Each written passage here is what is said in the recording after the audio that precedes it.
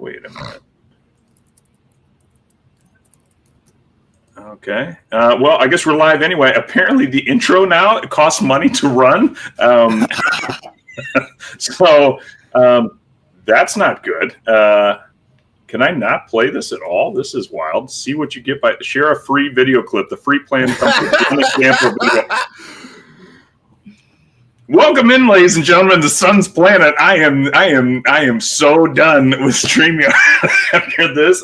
You're used to listening to a 30-second clip of stuff in outer space and seeing, DeAndre Ayton and Sun's greats getting called out by Al McCoy. So thank God I don't have a lot of videos to share with you today, but thanks for joining us for this lower production value episode of Sun's Planet Visits. But it's going to be a great episode, I'm sure of that. We've got Bruce in the house, our Boston Bruiser, and Kevin is going to be joining us in a little bit. I'm sure he's putting the kiddo down. But our special guest for today, we're going to Turkey. This is a very exciting time. So because Turkey is a little bit of everything, isn't it, Alkin? It's a little bit of Europe, a little bit of Asia, a little bit of Middle East. So I'm going to say we're scratching all three regions today. Alkin, welcome to the show. Hello, guys. I'm excited to be here. Let's talk. All right. Well, for this first half of the show, we'll talk a little bit about the Suns news that's been going on. In fact, this is actually kind of perfect that Alkin was available to join us because we want to talk a little bit. I'm going to see if I can even share my screen here. Let's see. Let's try this. And there we go. How about watch it say it's going to cost me money now.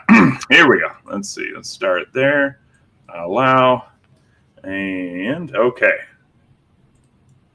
And let's put this in the stage. There we go. Okay. Hey, something works. That's great. In case you haven't heard, the EuroLeague MVP, NIgel Hayes-Davis, is returning to the NBA to join the Phoenix Suns. He was the random signing. I'm going to call it kind of random. I don't think this was on too many Suns fans' radars that we're going to go deep into the EuroLeague and find somebody to sign. But what's very interesting about this player, and there's a great write-up on him on Bright Side of the Sun, is that he did play at Wisconsin, but perhaps more recently, after he kind of did not make it in the NBA, he quickly went to Turkey, where they actually have really competitive basketball, I've learned. And then he moved on from there to the EuroLeague, where he became EuroLeague MVP. And I believe Alkin, how do I say these team names? Which one? Is this the Turkish team? Galatasaray. Right? Yeah, it's a Turkish team. team. What he just said. Bruce, take a stab at that. You're on mute, and I think that was probably for the best. No. You're right. But Alkin, yeah. So I mean, do you pay attention to? Do you watch the Turkish league? Can you tell us a little bit about the Turkish league, and do you know much about NIgel? I used to watch Turkish league a lot, but recently I got kind of bored from the European basketball because my team sucks. First of all. Oh, there are Turkish people coming in. I was going to say, you might have to help us translate some of this stuff. Yeah. We welcome everybody in, but I don't speak it, and Bruce, well, he pretends to when he's on mute. Yeah.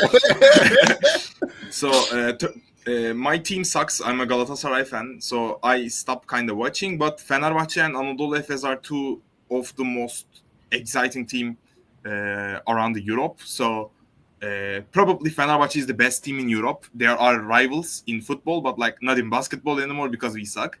But Fenerbahçe and Anadolu Efes are really good, and they have lots of fans who went to games, and there is this crazy atmosphere. It's better than NBA even.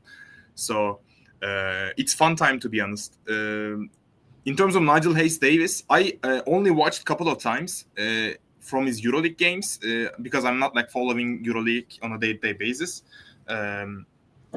But I talked to many people that watched him extensively, and what they say about it is that he's a great post-up scorer. First of all, that's the most important thing about him. Probably he's doing the mini how can you say the Kawhi stuff with his post-up game. It's really crazy. But other than that, he played as a four in Fenerbahce, but he's more like a 3 for NBA, in my opinion. He's a great scorer. He can score from anywhere, but he doesn't have much playmaking. And his defensive side is actually pretty nice, to be honest. I don't know how it is going to translate to NBA, but in EuroLeague, he's a pretty good defender, I would say. But two of the most important thing about him, he's a great rebounder. First of all, you know that we acquire a lot of great offensive and defensive rebounders lately. He's a great rebounder as well as a really good scorer, I think. Okay. Yeah. I mean, what I've been hearing about him, I mean, he's a bigger guy, 6'8", 226 as was listed, and we've got shooting 41% from three last year. Now I forget if EuroLeague and Turkish League, and Bruce, you might know this one. Are they able to arm bar hand check kind of like in international play? I don't know. Okay. Do you know that they can play a little bit more defense, Alkin, and the European? It's extremely intense defensive side of the ball, and we saw Devin Booker's phenomenal with that, but in the NBA, when you got to put your hands basically behind your back, it becomes a lot more difficult to play. They calling for calls for fouls are not as soft as NBA, I would say. You cannot get the Chris Paul. You cannot get the Chris Paul type of fouls in EuroLeague, for example. Right. Okay. Yeah. Okay, that makes more sense. By the way, Alkin. That's my girlfriend. I was gonna say, I think this is the first time we've ever had somebody just pop in and be like, "Well, I think that guy's cute." So. Poor Bruce. He's always waiting for that one for him. We're waiting for ladies to show up. This is why we keep doing Suns Planet visits to learn a little bit about it. But no, I've been hearing great things about this guy. I think Suns fans are always just kind of thinking, could he be the next PJ Tucker? A guy that was on nobody's radar, but kind of went off, rediscovered himself, became a pro in the European League, and then came back to the NBA. Bruce, what have you been hearing about him? So NIgel Hayes-Davis, I know a decent amount about him. You mentioned earlier he played with Wisconsin, and he was on those teams that were really dominant with Sam Decker and Frank Kaminsky, another Phoenix Sun great. So when NIgel Hayes was kind of signed by the Suns, that was something I kind of tweeted out, Frank the Tank is going to be ecstatic to see his former teammate being in the Valley. I know he already is on PHNX a bunch, doing some live calls, so he's still tapped into the Suns media space and into the Valley. So I think this is kind of cool to have that connection and kind of maybe make things a little bit easier for NIgel Hayes-Davis. I also know that the Celtics had an eye on him back in 2021 when he was looking to return to the NBA, and also had an eye on him in 2025 because Joe Mazzulla was seen to be at Feinbach games watching NIgel Hayes-Davis over in the offseason. So if the Boston Celtics have interest in a guy, NIgel Hayes-Davis, if the Boston Celtics have interest in Rasheer Fleming, and Brian Gregory gets word of that and is willing to jump them in the draft and is willing to make this signing, and he knows Brad Stevens is a pretty solid GM, or at least that's my kind of view of all of it, being a Celtics fan and seeing what he's able to do these past couple of years. I think as a Suns fan, these are kind of the right moves that you want to see. And from someone that's seeing them make the wrong moves when the Celtics makes the right moves, I think this is kind of the right direction that this team is headed in. So I really like it. We mentioned, pretty solid defender, solid stretch three as well. I think he's going to need some time to grow, but who knows? He could be a Yabusele type guy where he has a little bit of an impact season, and who knows? Maybe he can fit in with this team long term as a rotational piece. Well, it's not too often that you hear that a 30-year-old just needs time to grow in the league, but that's what we're dealing with. And I think he's coming in on a minimum contract. Yes. And so we talk about low risk, potentially very good reward. Especially if he pans out here in the Valley. So excited to see him, excited to see what he's going to do. He's obviously not going to be on the Summer League team, but excited to have him here, and was completely not on my radar. I'll put it that way. That's for sure. One guy, this is usually where I would drop a Bradley Beal clip, and it would say, "My name is Bradley." But thank you, StreamYard, again, for getting so cheap on this deal. Speaking of cheapness, Bradley Beal, give up your contract, my man. Bradley Beal still currently under contract with the Suns. I've read more articles about who are likely to sign Bradley Beal than any momentum behind actually buying out Bradley Beal. And I'll be honest, I'll share my thoughts on this first. I am now, I've actually switched. For a while, I was just, thinking, okay, I think there's value behind Bradley Beal. I still think that, but I'm starting to lean towards kind of splitting the position. And I'm curious, Bruce, what you're going to think about this. Bradley Beal has 2 years left on this huge deal. And of course, he has his no trade clause, and we have not been able to find a trade partner that wants to pay over, $110 million to somebody that they also would not be able to trade if things got real bad. And for a player that, although efficient and a good scorer, is often unavailable to play in all the games. So my thought was, let's have him continue to stay on the roster, at least until the next trade deadline or even the next offseason, and then buy him out when you're buying him out for 1 year and just $55 million instead of trying to buy out $110 million and stretching that amount of money over 5 years, which is going to count as dead cap money and hurt your salary moving forward. You could still buy him out next year and stretch $10 million, basically each year over 5 years, instead of this close to 20. This is going to take place over 5 years, especially since Booker just got his big extension. But I think, without Durant, it gives somebody like Beal an opportunity to kind of repair his value a little bit. And then again, you're trying to trade somebody on a 1 year expiring deal, which might be a little bit more palatable if you were trying to go that route. So that's my theory, that we should roll the dice and see if we can't get under at least the second apron by offloading the Nick Richards, Grayson Allen, Royce O'Neal types. So with that, I pass the hot potato of Bradley Beal over to Bruce. Tell me why I'm way off on this. I wouldn't say that you're way off on it. I think the last part that you added makes me more feel comfortable with it, and that's where I was going to say, if you're the Phoenix Suns, if you are keeping Bradley Beal, you have to look at these other contracts like Grayson, Royce, Nick Richards, and kind of shed some salary to give you some more flexibility, because I still think they do need some flexibility here. If you look at their roster, it is mainly shooting guards, mainly centers, so they still do need another point guard, even if Colin Gillespie is going to be that backup guard, someone to be either at the tertiary point guard or someone to kind of maybe even split some of those back guard minutes as a defensive type of a point guard. So that's something I could like. So that's where I kind of run into Bradley Beal and kind of think that the buyout should still happen, because I do think that 16 to 20 million, I believe Gerald Bourguet talked about it on Twitter, it's not going to be that impactful down the line in 4 to 5 years because of what the ABV of the 16 million is on the percentage of the salary cap. And I think John tweeted it out, or Gerald, I forget, but it was that the ABV of Bradley Beal's percentage of contract, I think, will be like 13% compared to like 20% this season in 5 years. So it won't be as detrimental.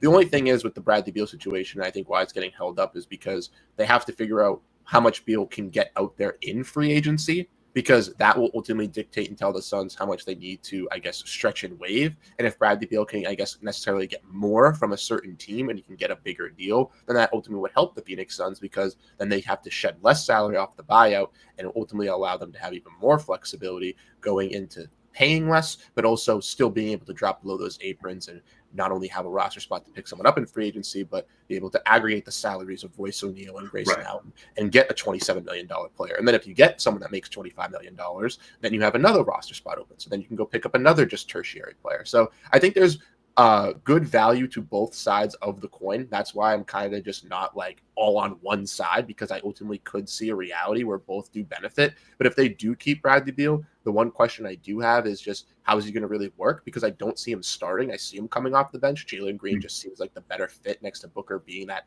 athletic driver. Someone's going to be able to cut to the basket and at least, attack downhill. And Bradley Beal with Devin Booker is not really going to be able to do that. So I don't really, if Bradley Beal is like a glorified six man for this team to rebuild his value, I like it. But that's like the only really way I could really see him sticking. Interesting.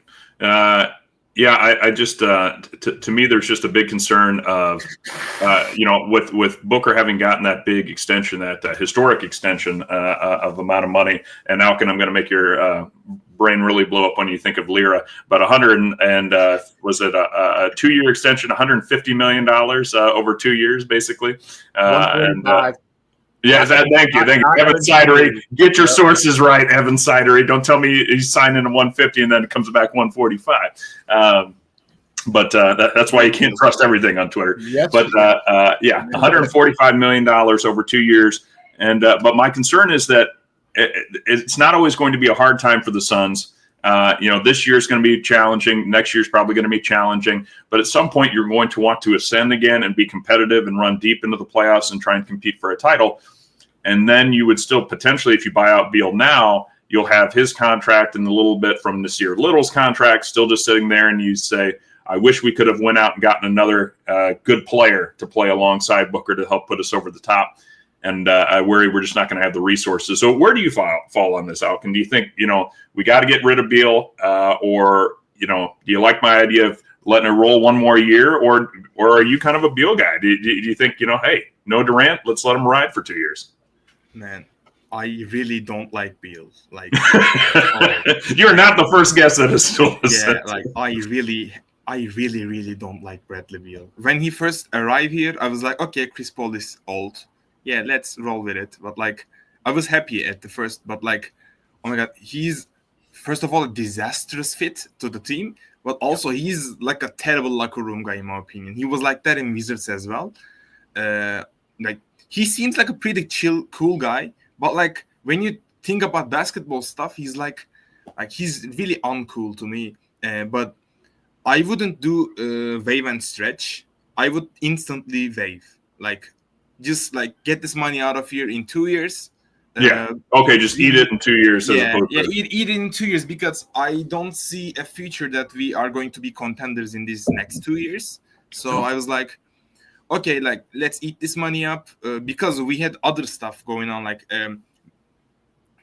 if you like wave and stretch this, what if Malach turns out to be a beast and you have to sign him a maximum extension? What if one of our rookies, like for example, what if Ryan Dunn became a defensive player of the year caliber guy and you have to sign him another like Mikal Bridges type of deal? So you have to pay a lot of money to them in the future. If you like, I saw the counterpoint that saying that in 2030, this is going to be like the 8% of the cap and it's not a big deal. But like, I think we should just eat it up right now. And like, we shouldn't have to think about it in the future, to be honest. But another thing that I'm going to say is that I believe Brian Gregory's vision right now because he proved me that I'm wrong. I wasn't a big fan of him, like because I didn't think that he is going to be a good GM.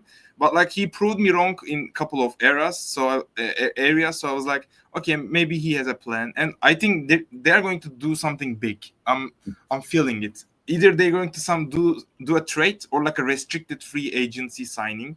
So I'm waiting for that, to be honest. Ooh. We're thinking like Bradley Beal buyout and go get Jonathan Kuminga. Yeah, we talked about Kuminga a lot. I don't think he's a great fit. I don't really like his game as well, but he can develop into something better, to be honest. But like, yeah, they might be a good candidate. But like, there are other people. Well, I feel like right now the Suns are. I was thinking about Josh Giddey this morning, for example. Yeah, interesting. Okay. I feel like right now the Suns, like this season and next, it's more about okay, we have Booker, we're safe with Booker for now. Now it's trying to reacquire good contracts, players that could develop into something more and build their value, and picks, so that when we try and strike again, we're going to be ready. And right now, we are at the very beginning of that retool where it's okay. We're still sitting on some bad stuff, and that's why we're getting random guys named Nigel to be brought over from Europe to be like, hey, we'll give you a minimum contract, and if he pans out, then fantastic. And I'm gonna guess he's probably going to play a lot more than his minimum contract value. So I'm here for it. Well, I did want to talk a little bit about the Summer League Suns. It's just Summer League, so we don't have to get too excited, but I want to get a little excited about it at least, and I'll pull up the box score here. But we have, here we go. There we go. And here we go. Here's the box score for the game, which Suns absolutely crushed the Wizards. It was, I'll be honest, I had to see the highlights because I had to go out to dinner with the family, but seeing Ryan Dunn shoot 7 of 12, and Oso Ighodaro playing very strong in the post with getting 14 rebounds, 6 offensively.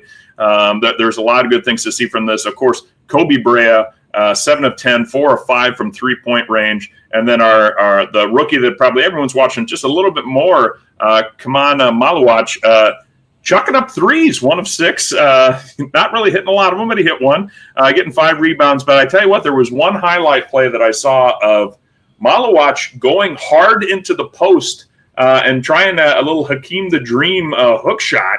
And it did not look super smooth, but he looked like a young guy trying to build his confidence. But hey, it went in. That's the important thing. And I got to be honest, I always wanted DeAndre Ayton to try and show any amount of low post offense, especially when he'd have like a point guard on him and he'd turn and shoot a fadeaway jump shot. And I'm like, you have this guy beat by 80 pounds. Put your shoulder down, push him out of the way, and then put the ball in, either lay it up or dunk it. I think Maluach is like, you know what? I'm going to be able to do a little bit of that. So first takes, I guess, on beating the poor Wizards up and getting the win. And then what do you think of the rookies, Alkin? I couldn't watch the game fully because I was seeing my 5th dream. Probably it was really late for me, but like I watched it afterwards. What I can say is that definitely Ryan Dunn doesn't belong here. Like, we shouldn't play him anymore. Like, that guy is crazy for this scene. What I like about the game, first of all, is obviously Kobe Bryant. He's like absolutely dominated on the shooting deep threes. 3-point game. Deep threes. Yeah, like really, really deep threes. Yeah, Steph Curry style. Yeah. Yeah, I really like this confidence, and everyone is. I saw like a community of Suns fans. Everyone's going, "Oh my God, we found the next Booker," and like we probably going to talk about this for like every single shooter that has a similar size, probably. Right. About Maluach, I think like summer league is always tough for especially big men, to be honest, because like. It's probably better for wings and guards to play in that scene, and his touch was like really out of touch in the like first couple of, but then he built confidence over time. So he was like we watched Victor Wembanyama's first summer league team game, and he was absolutely terrible. So I think he built a little bit of confidence, and we're gonna see him better next game. But the thing is, I really like AJ Liddell. He's trying to like dunk everything, and it was really fun to watch him in a couple of positions. But yeah, that's all probably. Mm-hmm. Okay, Bruce, what do you think? Excited to watch Fleming though. What's that? And he had that sore knee, right? Yeah, I was going to touch on that because I saw someone asking about it in the group chat or in the comments here earlier. I think it was Michael P. talking about it. The knee soreness was reported by Kellen Olson. This was something that Rasheed Fleming was known with going into the draft as well. So just something to keep an eye on, obviously, with him.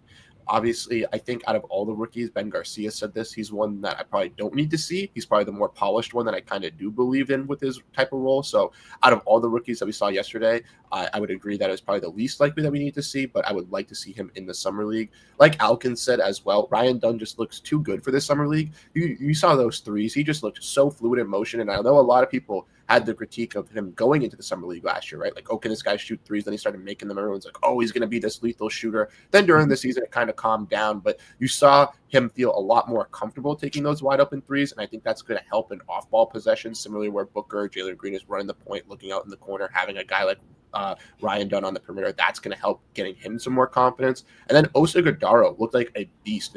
He was running point guard at some point. He was controlling the pace of this team. They were playing faster, which I tweeted out with obviously Jordan not wanting to do now. DeMarai Carroll being the summer league coach, they already have experience. He already knows what they want to implement for this kind of rotation. So I really liked how they were playing with a faster pace. Oso Gordaro was just a man amongst boys down there in the front court there. Like we mentioned, it takes a little bit longer for these front court players to develop, and Oso Gordaro looked like in a league of his own. I think that he potentially could be someone that we were looking at as a potential trade candidate with all these centers, but now he's looking like maybe he can play that power forward position. I know still need a little bit more of a developmental of a jump shot, but if that can kind of come into play within this season or next, as we've kind of talked about, it's a developmental year for this kind of team. We're not going all in. I think that is really nice. You mentioned Kobe Bryant as well. I know a lot of people were talking about Devin Booker and stuff. He kind of reminds me of maybe like a Grayson Allen light. And I'm going to be having an article coming out for Brightside this weekend talking about that. But his 3-point shooting just kind of mirrors what he kind of bring. And if they have him on a 2-way deal, if they can give him that kind of Colin experience, depending if they got injuries, and even if Grayson's on the roster going into the season, but February we see them starting to lose games, or even by next season, right? This could be a replacement type of player if he can pick up all the other intrinsics of being able to play defense, be a solid role player, be able to do all those things on a $2 million deal where Grayson's making 16, 17. So that would not only help the Suns shed some money and save some, but also have a player to step up. And Bray, I believe, is 22 or 23. So he can make that leap right away. It's not like he's 18 or 19. We got to wait for this development. And then talking about Malawach, I mean, everyone was on that hate watch. And one thing I got to say is, come on, why are we on a hate watch of an 18-year-old rookie that is a raw prospect? Did everyone think that this guy was going to come in and be the automatic starter? No. That's why they went and got Mark Williams. They have this as insurance,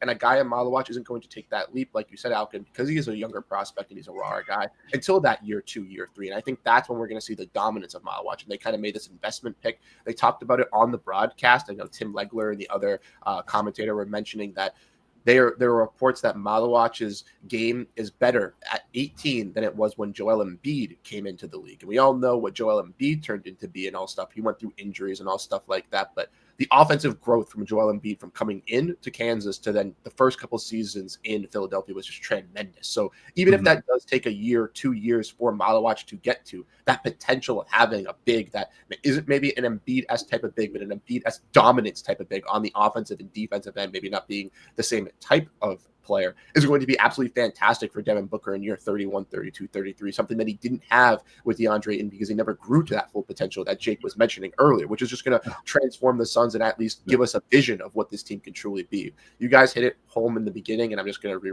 rehash it. The Suns are building for the future. They're building with that identity. Brian Gregory is getting into this youth program. They're investing now, but only investing for the future, investing into those young guys, those youth contracts, seeing who's going to pan out and develop and kind of blossom and fit into their team. I think this is the right way for this team to kind of look at how to build, specifically for how they are put in the Western Conference. And then lastly, I'll mention this, Yuri Collins and Boogie Ellis, 2 guys on the team that hit some big threes, made some nice playmaking positions. Not going to say they're going to be guys that are going to make the roster, but guys for the Valley Suns, they don't have Ty Washington, right? They don't really have that true point guard. These could be guys that can grow and develop, and who knows, could be that next 2-way, could be that next kind of undrafted piece that kind of hits. We see that all throughout the league, and now that the Suns have the Valley Suns to kind of invest into that program and develop like that, I really do like the direction that not only the parent team is going with, but the minor league team is kind of also going with, trying to find these untapped gems and trying to bring them to life. Well, that was a great take. It's funny. I did see it was a couple days ago, Yahoo Sports, and I won't get into the details on it exactly, but they did the very too early, power rankings for the upcoming NBA season, Western Conference, Eastern Conference, and in the West they had the Suns only above the Utah Jazz and Portland Trail Blazers. Now I know obviously the West is a little bit more difficult, but as heartbreaking as it was to kind of admit that this three-headed beast of Durant, Beal, and Booker did not pan out the way we wanted it to, I still feel like we're in a lot better place. And I look at teams like the Wizards that continue to get top 10 or at least lottery pick, first-round picks, and they're waiting for a flash in the pan like we were during that 10 years of Dragon Bender and Marquise Chris and who Alex Len, is this guy going to take off? And they it's tough because they have hope, but they don't have really anything to get too excited about. We could have a flash in the pan. We could take right back off and get into at least, I wouldn't say top tier playoff contention, but we could potentially make the playoffs. I think if one of these guys pans out fast. So I still feel like as tough as it is, as dark as it is for the Suns right now, we're in a better position than we probably even have a right to be. But we're already 35 minutes in, so I'm going to jumpstart us here, and we're going to go right into see how good this is.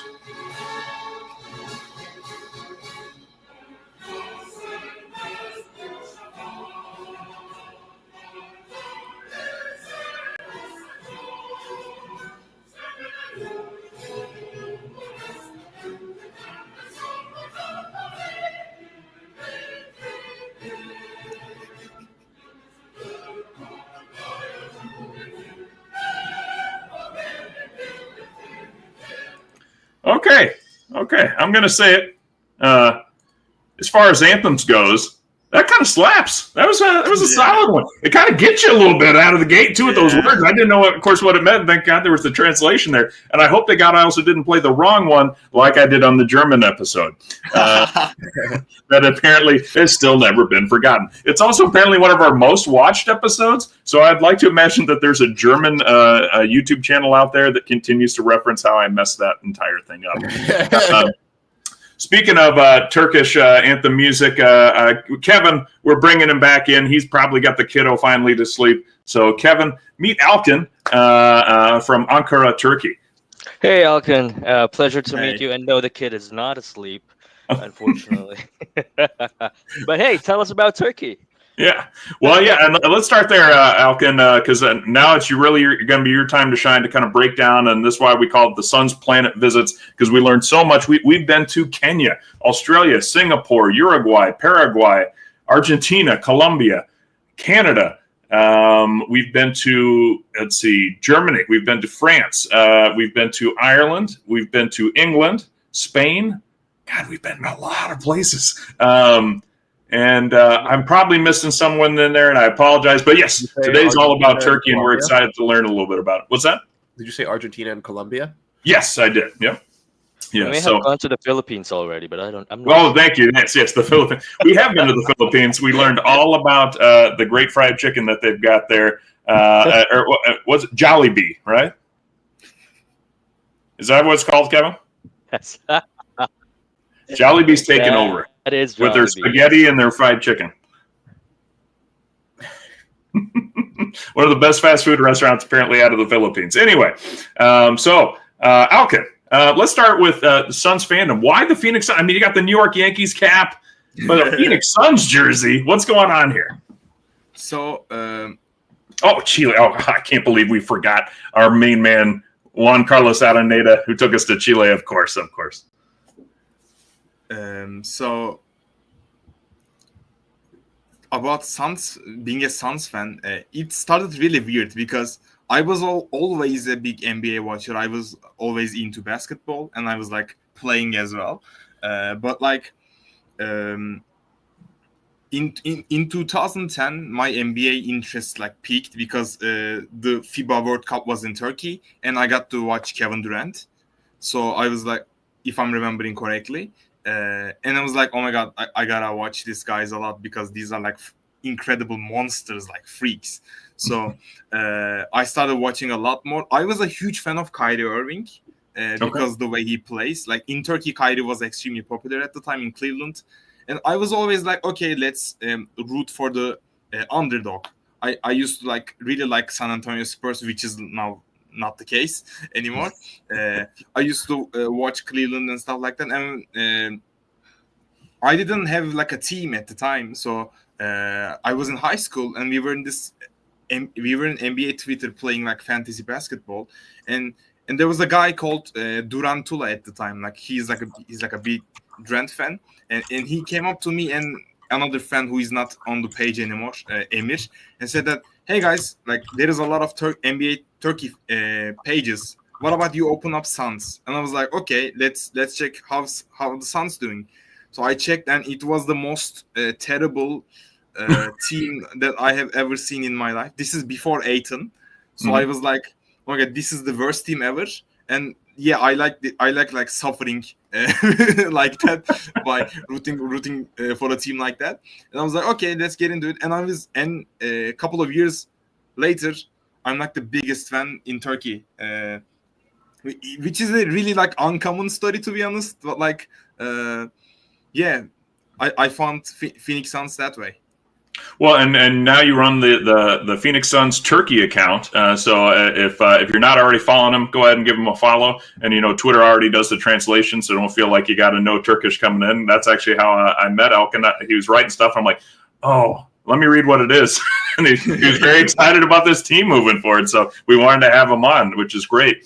Well, so do you have a favorite Suns player of all time, or is it Kevin Durant still, or? No, not Kevin Durant. I like to be honest, I have like a couple of players that are like my all-time favorites before, like even before being a Suns fan. I have like a top 5. one of them is Chris Paul, obviously. Like best players to watch, to be honest. Chris Paul, Booker, obviously. And like I used to be a really big fan of Mikel, but it was probably emotional. But like the player for me, like the top players, like I adore Chris Paul. I really like Chris Paul. He's like, and when he went to Suns, I was like, oh my god, this is a dream come true. Like I get to watch my two of my favorite players in the same team. So they went to the finals as well, which was really nice. Yeah. It's probably Chris Paul all time. Glad I'm not alone with that, Alkin, because Chris Paul's my favorite player all time too. So I'm glad that when he went to the Suns, because growing up I was always a Suns fan, but then after like I liked Chris Paul as well. Just seeing him go to that team was just kind of like a rejoicing moment of getting like the killing two birds with one stone and getting to see, you know, him play on your team and actually get that experience, not only just to watch him play, but then the fan base of the Suns get to see him and you're like, wow, kind of like, see, I told you this is how good he is. And everyone's like, even though they already know Chris Paul, they're like, yeah, this is awesome. And that's the best part. And just to back that up, I mean, I think Turkey has like produced a lot of good NBA players over the years, right? Like I'm seeing here. Hedo. Very. Wasn't Hedo? Is Hedo from? Hedo is from Turkey. Yeah, one of the Phoenix Suns' greatest players. Yeah. But notably, it's Şengün of the Rockets, right? Right. And then you have the infamous Enes Freedom, Enes Kanter. We can talk about that. Let's keep him as Kanter for now. I really like the Booker's tweet about Kanter. Do you remember that? Like pick and roll every time you see 0-0. I always kind of felt bad for him because I was like, gosh, he's so good at doing a few things. And I'm, as the guys know, I really like the old school, like post play of like, get on the low block, back down, hook shots in, getting the rebounds, power plays. And that's Enes's game. He is not able to guard anyone out on the perimeter at all. And that's, you know, a lot of guys from the 90s and early 2000s wouldn't have been able. And Enes was born in the wrong generation for his game. You forgot someone that is probably the best player for me. Like after Şengün, obviously, he's the only person who became an all-star from Turkey. Mehmet Okur was also a Utah legend. Oh, sure. I really like him. Like he's my favorite Turkish player ever, probably. Gosh, and did he won the title with the Cavs? Was it? Didn't he win a title? No. I don't really remember. I didn't watch it at the time, so. Okay. I remember he was probably 6'7". He was well talked about. I do remember that. I do like Ersin Ilyasova though. I think he's Turkish as well. Yeah, he's Turkish. All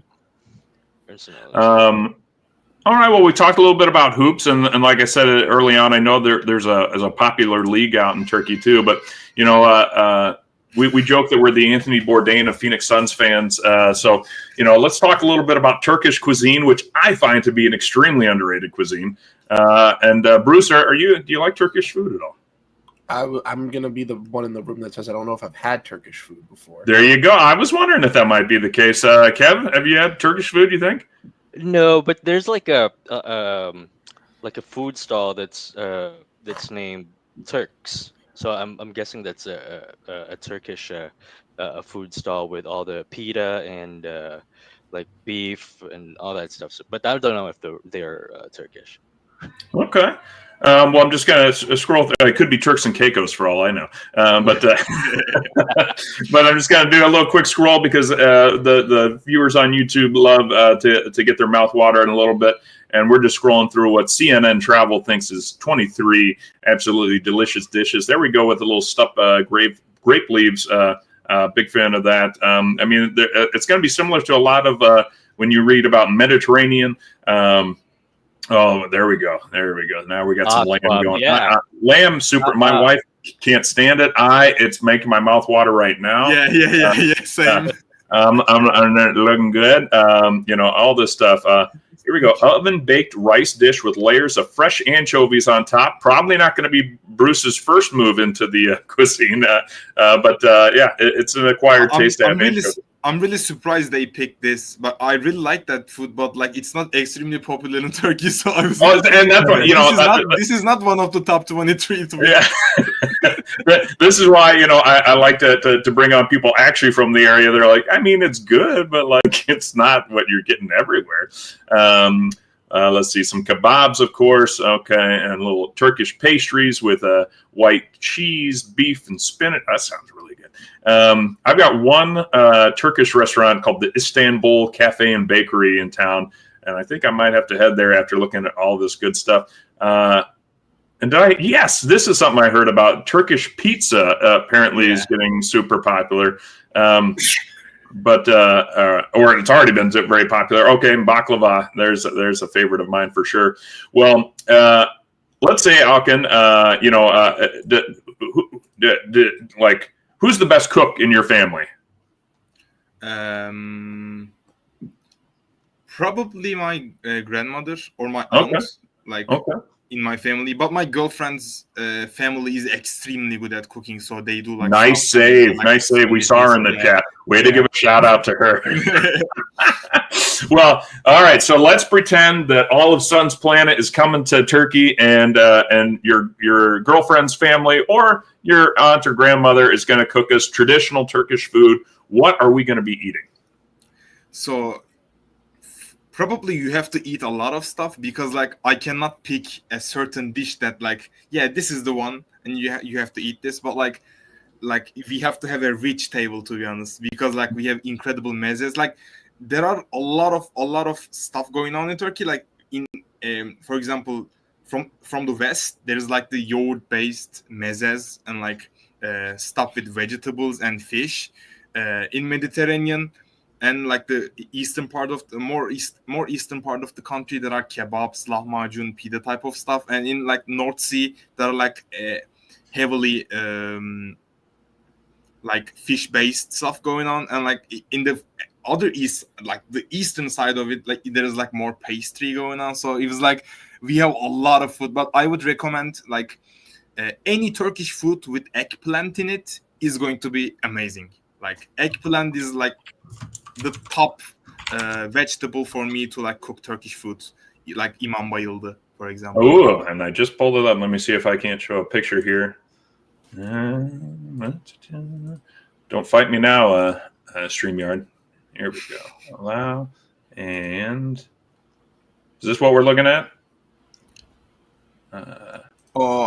This is imam bayıldı. Yeah. Yes. Is that what you were talking about?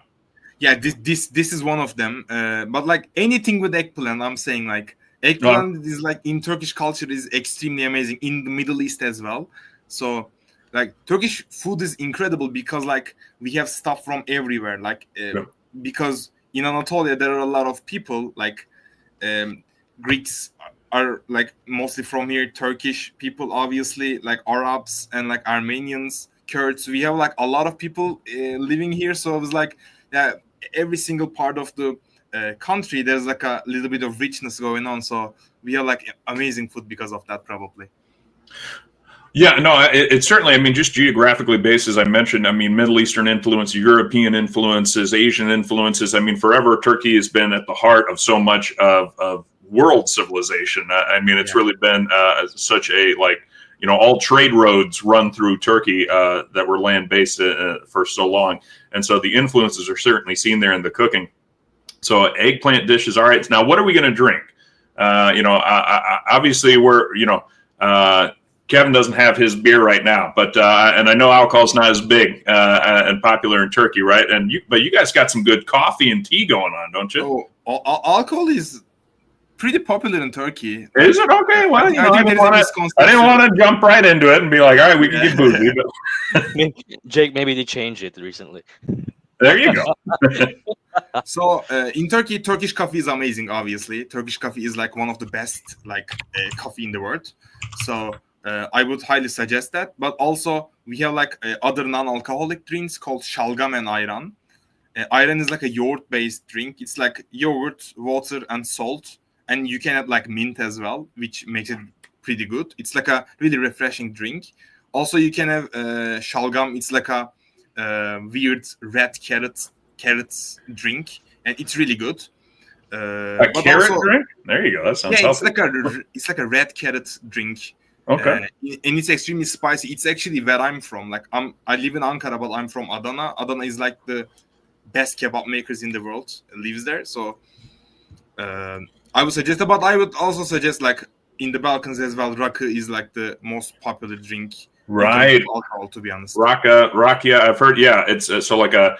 I know when I've met with some Hungarian friends and people in the former Yugoslavia, they're very big on like plum brandies, apricot brandies, kind of these fruits that they let ferment, and it's strong, but it's got a nice finish every time.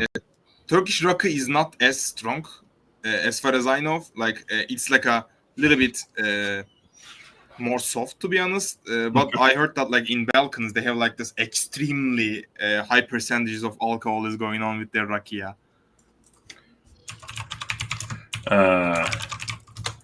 Let's see, is it Rocky? That's right. That's what it's called. Let me see if I pull up an image. Like I said, this would be great if I had a little bit of better stuff with StreamYard. But let's see. How to drink Rocky. There we go. That sounds like a great article to pop up. And let's pull it up. Add to stage. There we go. A crash course in Turkey signature drink. There we go.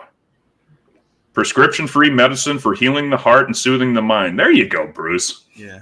That's exactly what I need. I'm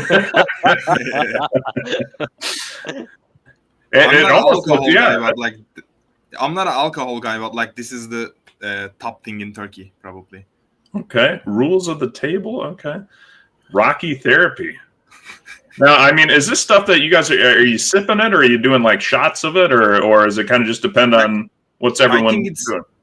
I think it's really slowly been drinking with like mezes, because like the deal with this is like you have to have people around you that you talk and you drink it slowly, I guess.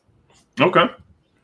Nice. It's like sipping on a whiskey or something like that with a bunch of people. Yeah, exactly like that. Okay.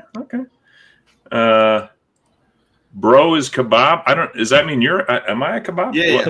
Or was I showing the wrong picture? She's calling me kebab because I'm from Adana, and like Adana is like best place for kebabs, like I said.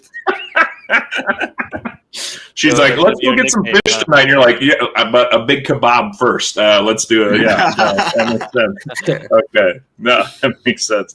Well, no, like I said, it looks fascinating. You know, I studied in Greece one summer, and I quickly realized that there's kind of a love-hate relationship a bit with the Greeks and the Turks, where they have a lot of things that are very similar, but they call them different things. And I remember there's a lot of jewelry, and you might have to help me out, but basically there was one like with a blue stone kind of. Does that sound familiar? Kind of. But I remember that there was kind of an image, and at least the Greeks would tell me that it's either like it's God's eye and it's there to protect you. Are you talking about like Nazar boncu? Like you can write it down. It's called Nazar. Are you talking about that? I don't know. Let's take a look. Nazer? AR. Let's see. Yes, perfect. Yeah. I will pull this up real quick. It's probably a pagan thing from old times, and like we share the same culture. So yeah, it's like when you have this like boncuk, they call it boncuk. When you have it, like there is nothing bad is going to happen to you. There's like a belief about that. Yeah. I got such a kick out of it because the Greeks are like, this is called the God's eye, and it's there to protect you. And the Turks would go, it's called the evil eye. It's there to push evil away. And I'm like, you guys are like best friends, but you don't want to admit that you guys are best friends. It's like there was a breakdown, obviously. There were some hard times between them, but it sounds like you guys are like brothers in so many different ways. That, you know, the baklava obviously is another one that, like, who came up with that amazing pastry first? Bruce, you probably had baklava, right? I don't know. What? Oh, it might be one of the greatest desserts of all time. Let me pull up some baklava picture for you. I'm a picky eater. Clearly. and in Massachusetts, I'll kind of say there's not really much like, I guess, like other outside foods. No, this comes up as quote unquote Greek. Is there a difference, Alkin, of Greek and Turkish styles of baklava? Yeah, there is like for example, Macedonian version as well, and like Arab version as well. There are a lot of baklavas, but like many of the stuff are the same. So and it's all like been done in Ottoman Empire, so they did it with like similar stuff. They didn't use sugar, for example. They used honey, but it turns into sugar right now. So, but like I would say, even if it's Greek, Arab, Turkish, or Armenian, I would still eat it because it's really good. So, right. Well, and essentially, yeah. So it's like usually like a crushed nuts with some spice to it, and like flaky layers. I always called it like the lasagna of desserts, kind of like dessert lasagna, but layers of this crushed nuts and then with honey poured over it. You tell yourself it's actually like a healthy dessert, so you can eat more and stuff your face even more with that. So no, I'm a big fan of baklava. That is for sure. Well, all right. Well, Alkin, you are from Ankara, which is the capital, right? Yeah. Okay. So let's say I always pick on Bruce because he's the single guy of the group. You know, if Bruce is getting ready, he's like, all right, that's it. Sun's planet. We're actually going to fly into Turkey and we're going to see the sights. We're going to do some cool stuff. If you were going to plan a trip for Bruce to like get the most Turkish experience he could in about a week, where would some of the places be that you'd recommend he goes? And I wouldn't recommend Ankara because okay, there's like ongoing memes about Ankara. Is like Ankara. There is nothing in Ankara. There was like this joke. There's a friend in the chat actually, Kamil, which he really hates Ankara as well. So he's always like fighting about it. But I really like Ankara, but it's not a really touristic place. It's only really relevant because our founding father, Mustafa Kemal Atatürk, his like grave is there, and like people visited that place a lot. So it's a really cool place for tourists, in my opinion. We went there like once a year, probably. I would recommend more like the Mediterranean side of the country, probably. I wouldn't even recommend Istanbul. If you have a lot of money, Istanbul is a really good place. But like, if you don't have much money, like Istanbul is like a hell because there are like 25 million people in a little city, and everyone is living on top of side of each other. That's a funny question. That's how you know King Nacho has entered the chat.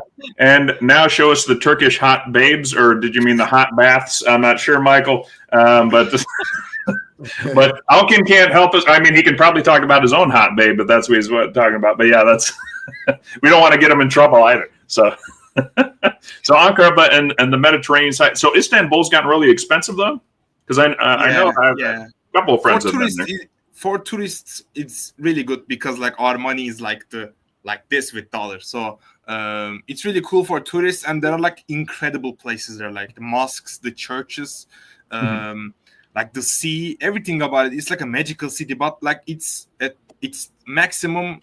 You have to stay there maximum 1 week. Other than that, it's gonna be like too much for you because it's too crowded. But I would highly recommend. Like I am in Fethiye right now. It's Muğla Fethiye. It's like the paradise. Like it's incredible. I would definitely recommend everyone to come here. For example, I would recommend İzmir, Çeşme, for example. Antalya is really good as well, and I would also highly recommend eastern side of the country for food tours. Like, for example, Adana, Antep, Maraş. Those parts of the country is like full of incredible food, so you have to go there. Like, if I was a foreigner and I went to Turkey, like those, like there are like 5 cities there. Those 5 of them are like my top destinations because like there are incredible food there. No, I like how you're approaching it too, because I think sometimes when foreigners come to the United States, they're like, all right, we go to New York City, we see the Statue of Liberty, we go to this place, that place, and so many Americans that I know are like, well, I mean, I guess if you want to see that, you can go see it. Like I lived in Seattle for 3 years. I never once went to the Space Needle that is shown on the Sonics, the old Sonics jerseys. So there's some things that are very touristy that I think they're almost too set up for tourists, as opposed to actually embracing kind of culture. Like for example, I was in Boston last year. Boom, Sam Adams Brewery. But Bruce was telling me about getting down to the harbor area, which has really undergone a lot of rebuilds and stuff like that. And I think doing something like down there, if you're going to be in like Boston, for example, is kind of a great way to do it. So I like kind of how you're approaching it. And I don't know, Bruce, if you kind of echo me on that stuff, that like there's tourist stuff, but once you've seen it once, you're like, okay, I don't want to fight that crowd ever again and try and like go see it again. But you'd rather go to places that kind of embrace the local cuisine, local culture, and kind of teach you a little something along the way. Yeah, I definitely agree. I would say even like when you said the United States, like comparing it to like Statue of Liberty, or even going to like LA to go see the Hollywood sign, like there are like those tourist attractions, I guess, like kind of for the US, but also like you mentioned, like you can go to a state and kind of just like find, I guess, like the underappreciated part, kind of like with the harbor for Boston and stuff like that. And kind of like Alkin was saying, like when going to Turkey and going to the other cities to go get the food, like you get a different experience more than the tourist experience. And I had that when I went to Italy too, like going to Rome and then going to Sorrento. It was like a completely different experience. So I can totally understand how you can make that comparison. That's funny, yeah, because I've heard just recently, like I had a friend that went to Paris, France, and he's like, yeah, it was fun. I mean, Paris is a huge city. Any big city, you're going to find fantastic places to check out, I feel like. That's why I've heard amazing things about Istanbul.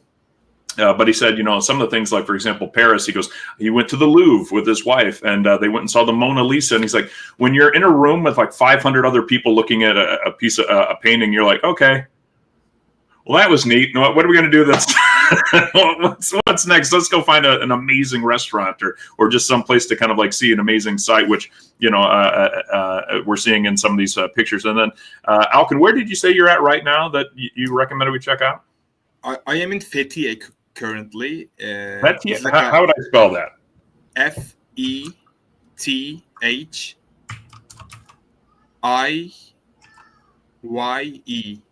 Gotcha. Okay. Fethiye town in Turkey. Okay, let's pull this up. Let's take a look here. Actually, wow, right out of the gate. Yeah. I'm a big nature guy, so places like that are like my favorites to go. Okay. Oh, here we go. Let me pull this up. That coastline is amazing.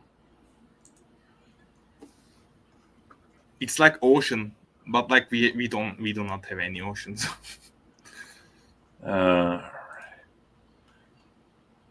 So this is kind of like a beach community, beach town in a little bit.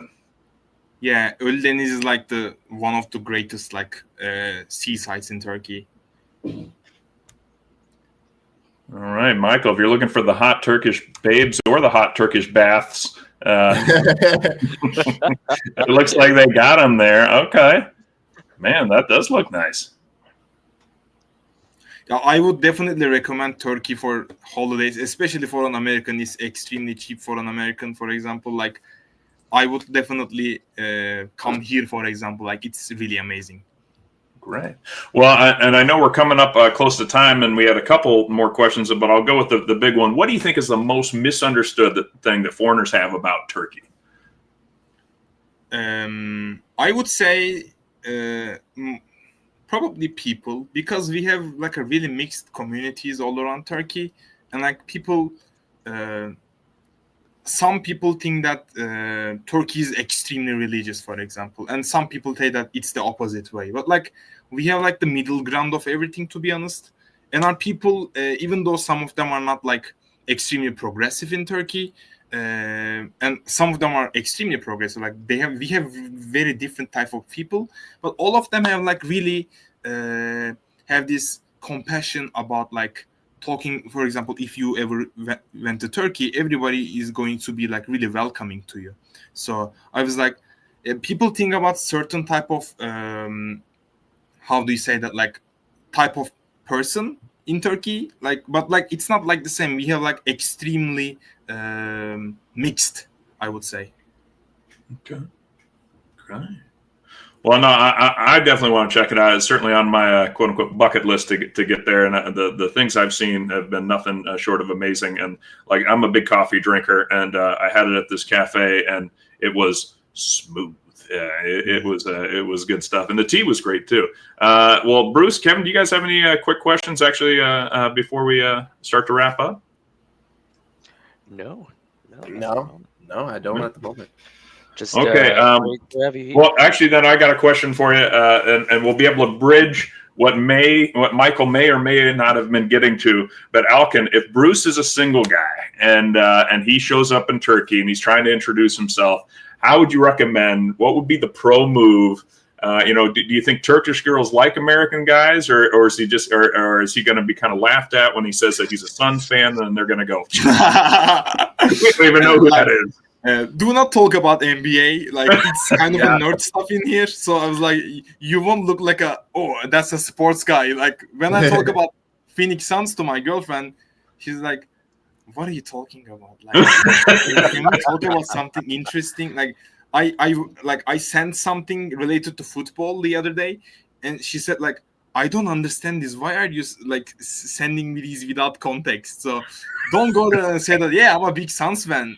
Do you want to hang out? Like, she was going to be like, what are you doing here?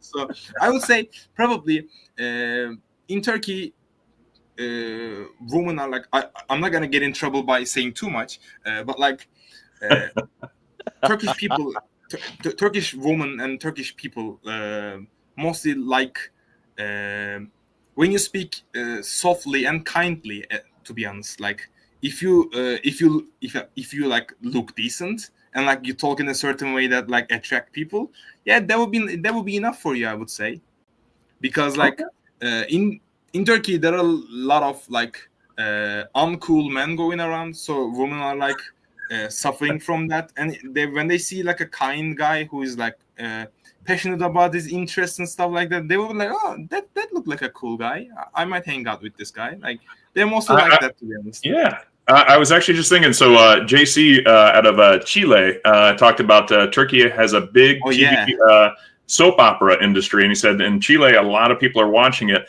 And I also know just in Latin American culture, they have, machismo and machoism, where sometimes the guys are just too like, oh, you're a woman, go do this for me, I'm the man kind of stuff. And it sounds like maybe those are the uncool guys of Turkey. But Bruce comes in and is humble about himself. It shows his passions.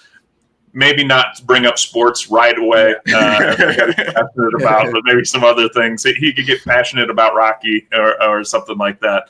And we can introduce him around. I'll just head up JC and just watch some Turkish soap operas, and then next thing you know, I'll just be spewing some good stuff. Well, I'm just wondering if that, because every time I've ever watched, my wife from Venezuela, the telenovelas are very popular in Latin America, and there's always some guy with slick back hair, just like combed perfectly back, and his name's always Salvador. Like you could just see, my name is Salvador. You just always got that perfect accent and everything too. And I told my wife, Dad, do you want me to grow my hair out and start slicking it back? She's like, no, not at all. Don't. That's what I was told. I cannot play a soap opera lead. That's unfortunate for me. Well, in case this video did get cut off, I'll just go ahead and welcome you too. If you're on the podcast and you wanted to find out how to meet Turkish hot babes at a hot bath and not be an uncool guy in Turkey, you probably went from the audio format of this on the podcast and came back to the YouTube channel. So I appreciate you. It was a perfectly timed deal. We got that little hook in at the audio end there. So, well, let's go ahead and let the folks know where they can follow you on Twitter and social media in general, if you'd like. And we'll start with our guest, Alkin. Thanks so much again for joining us. And this was a fun, fantastic episode. And where can folks follow you moving forward? It's really simple. If you write Suns Turkey, I am the only guy who is that passionate about Phoenix Suns. Although we got a couple of fans, like we have a lot of NBA accounts going on as well. But like I am the only guy who is like screaming at the middle of the night about Phoenix Suns. You can find me. People are like, that guy had too much Rocky, and he's like, no, he's watching the Suns game. That's great. Well, again, thanks for joining us. And let's see, there's a TV series from Turkey called The Sultan. There was a big hit in Chile. It is called Muhteşem Yüzyıl in Turkey, and it's like a huge series about an Ottoman Sultan who is a real person. Yeah. Ooh, and there you go. All right. Well, Kev, you're going to have to check that out. And, if you're going to ever set up your own kingdom there in the Philippines. But let the folks know where they can follow you at, sir. You guys can follow me at I'm Kevin PS, and we'll see if we can do this again next time, and hopefully I'm not late. We got to get you writing a little bit more on Brightside. Ever since I dropped my first article about what soup would each NBA player on the Suns be, I feel like I left you behind. But we'll talk to the real writer of the group. Bruce, where can they follow you? I know you've got a whole list of things, so people, if you got a notebook, start jotting them down. Yeah, obviously. We do have a lot over here, but you can follow me over on Twitter at Bruce Velez, where I make a lot of NBA posts regarding not only just the Suns and the Celtics, but other teams around the NBA. You can also find me on YouTube at Celtics Digest and Suns Digest over at Digest Media. And you can also catch my writing on Bright Side of the Sun, which we will have some articles going through this weekend and to this week. So if you want to get some more news about the Summer League, maybe some guys that are really standing out, someone that can maybe replace someone down the line, hint, hint, wink, wink, that will be coming out for Bright Side of the Sun. What? Who's the name? What's the name? They might their nickname might be Debo. Debo. Ooh, there you go. If you know, you know. If you know, you know. I was hoping it was going to be Big Meal O'Neal, but that's his name.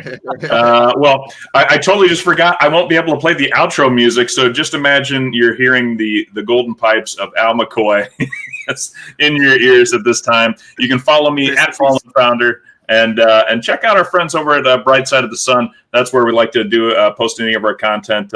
Again, thanks everybody for joining us. And as always, go Suns.